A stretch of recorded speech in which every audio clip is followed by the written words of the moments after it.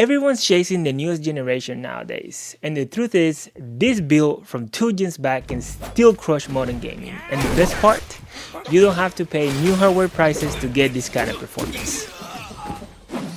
Hi guys, welcome back to the PC Forge. In today's video, we are back to our usual programming of building a gaming PC from used components that I mostly find on Facebook Marketplace. Now, the CPU and GPU that went into the build are a couple of generations old, but I was able to find some amazing deals to put it together. So we'll go over the part list. From there, we jump right into the build, and then we put this oldie but goodie of a gaming PC to the test. So just sit back, relax, and let's get forging. For the CPU, we're running the Ryzen 7 5800X. It's an 8-core, 16-thread powerhouse that's plenty fast for modern gaming, while also giving you serious muscle for any productivity task you throw at it. But the best part is that it only cost me $20 on Facebook Marketplace. For the motherboard, we are using the Asus ROG Strix B550F Gaming. It pairs perfectly with the Ryzen 7 5800X, offering reliable power delivery, PCIe Gen 4 support, and all the connectivity you want. And I found it for a bargain of $40 on Facebook Marketplace. For memory, we're going with a 32GB kit of Corsair Vengeance DDR4 clocked at 3200 megatransfers. It's fast, reliable, and more than enough for both gaming and heavy multitasking. Again, another bargain for just $40 on Facebook Marketplace. For storage, I'm using a 1TB NVMe M.2 drive from Vansuni. It is PCIe Gen 3, but honestly, for gaming, you will notice a difference compared to Gen 4. And at just $45, it was a great find for solid speeds and plenty of space. For cooling, I went with the Dartrock D360 AIO. At just $40 on sale on Amazon, is an absolute steal. The 5800X is known to run on the hotter side, and this cooler keeps it well under control without breaking the budget.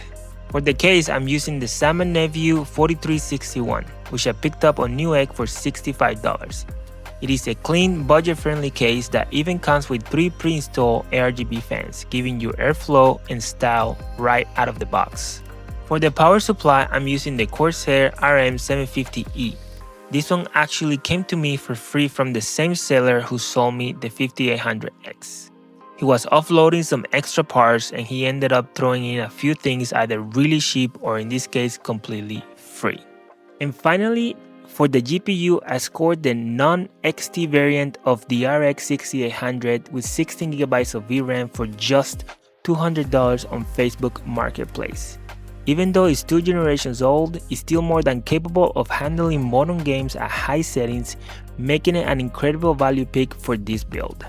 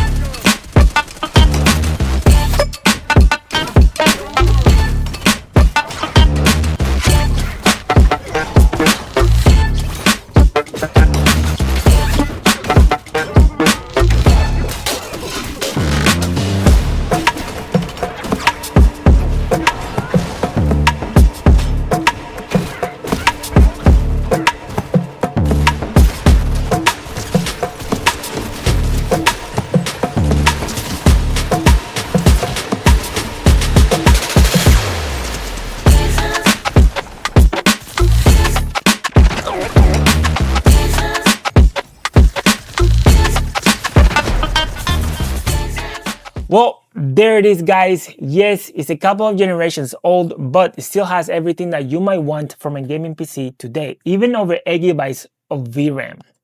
Now, I understand that builds like this aren't easy to duplicate for the prices that I'm able to put them together, but that's one of my points of these videos. I like to show you that with patience, persistence, and a little bit of haggling skill, you can put something together without breaking the bank.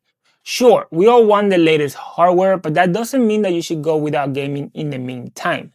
This way, you can put something together that's very decent, start gaming while you save up for a later upgrade.